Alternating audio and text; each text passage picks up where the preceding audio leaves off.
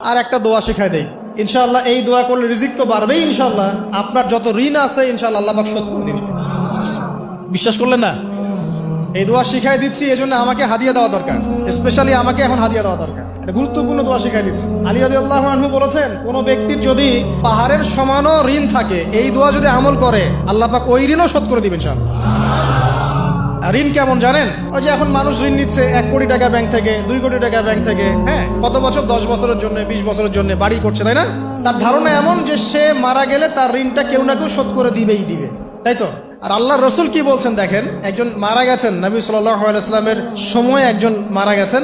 তো নবী করিম সাল্লাল্লাহু আলাইহি ওয়াসাল্লাম বলছেন, এই ব্যক্তির কি কোনো ঋণ আছে? একজন সাহাবী বলেন, হ্যাঁ ইয়া রাসূলুল্লাহ, তো ঋণ আছে। নবীজি বললেন, তোমরা ওর জানাজা পড়ো, আমাকে ডেকো না। তোমরা ওর জানাজা পড়ে নাও, আমি জানাজা পড়তে চাচ্ছি না। আমি এখন কেমন করে আপনাকে বুঝাবো ঋণ কত ভয়ঙ্কর জিনিস? আপনি যে ব্যাংক থেকে 3-4 কোটি টাকার লোন নিয়ে রাখছেন, লাখ লাখ টাকা লোন নিয়ে বসে আছেন, দিব্যি সুখে বসে আছেন, এমন চিন্তায় যে আপনার মৌত হবে না।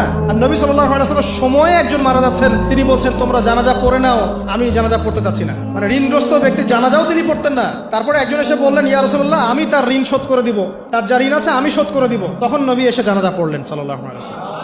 তা আপনার এই কোটি কোটি টাকা ঋণ শোধ করার লোক তো রেডি আছে নাকি? আছে না?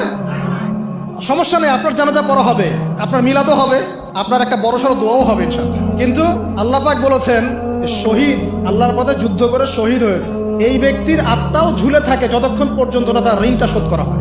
এবার বলেন আমি কি বুঝাবো আপনাকে? আর কিছু বলতে হবে? তো এখন সেই দোয়া শিখাচ্ছি আপনাদেরকে, যে দোয়া শিখলে আপনার ঋণ থেকে বাঁচবেন ইনশাআল্লাহ। কত দিবেন বলেন? আচ্ছা, হ্যাঁ, এই তো শুকরিয়া। দোয়া করবেন যেন আল্লাহ পাকের দিনটাকে আল্লাহর জমিনে প্রতিষ্ঠা করতে পারি। আমার সাথে বলেন, দোয়াটা হচ্ছে, আল্লাহুম্মা ইকফিনি বিহালালিকা আন হারামিকা ওয়া আগনিনি বিফদলিকা আম্মান সিওয়াকা।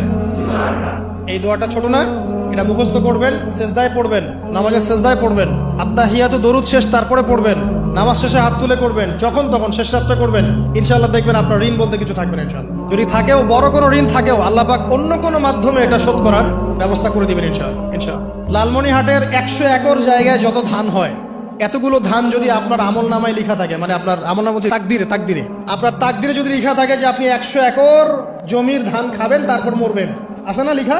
একটা দানা কম বেশি হবে? আপনি যদি আল্লাহর প্রতি তাওয়াক্কুলি করেন, তাহলে আপনি আল্লাহর পথে থাকবেন, বিশ্বাস করবেন যে আল্লাহ পাক যেটা লিখে রাখছে আমার তাকদিরে রিজিক, এর একটা দানা রেখেও আমি পৃথিবী থেকে যাব না, সিম্পল। তখন আপনার অন্য পথে যাওয়ার কোনো কারণ নাই। আর যখন আপনি বিশ্বাস করবেন না, না এটা আমার হাতে, আমি যত পরিশ্রম করব তত রিজিক বাড়বে, আমি যত ঘুষ নিব তত বাড়বে, যত সুদ খাবো তত বাড়বে, যত দুর্নীতি করবো তত বাড়বে, তখন তো রিজিকের এই পুরো দায়িত্বটা আল্লাহ পাক আপনার হাতে ছেড়ে দিবেন। আল্লাহ পাক আপনাকে কোনো বারাকা দিবেন না। ইয়ামহাকুল্লাহু রিবা ওয়া ইউরবিস সাদাকা। সদকা করলে সম্পদ বৃদ্ধি পায়, আর রিবার মধ্য দিয়ে সম্পদ ধ্বংস হয়ে যায়, একদম মাটিতে মিশে যায়। কিভাবে ধ্বংস হয় সেটা এখন আলোচনা করার সুযোগ নাই, সময় নাই। আমি ইনশাআল্লাহ আরেকদিন শুধু রিবা নিয়ে আলাদা আলোচনা করবো ইনশাআল্লাহ। এটা সমাজের নিচু লেভেল থেকে উঁচু পর্যন্ত দরিদ্র মানুষদেরকে আরো দরিদ্র করবে, আর ধনীদেরকে আরো ধনী করবে।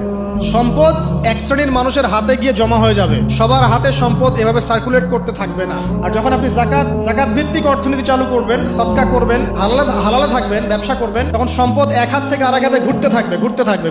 এটা এমনি বুঝবেন না, ইনশাআল্লাহ আরেকদিন বুঝাবো। আসেন, যে দারিদ্রতা দূর করতে চান, সচ্ছলতা চান, কয়েকটা কাজ করেন। এই যে বললাম, 1 নাম্বার সূরাতুল ওয়াকিয়া তেলাওয়াত করেন, 5 ওয়াক্ত নামাজ জামাতে পড়েন, ডেইলি কিছু সময়ের জন্য কোরআন তেলাওয়াত করেন, আর আল্লাহর কাছে রিজিক চান, জিকির বেশি বাড়ায় দেন। পারবেন না ইনশাআল্লাহ?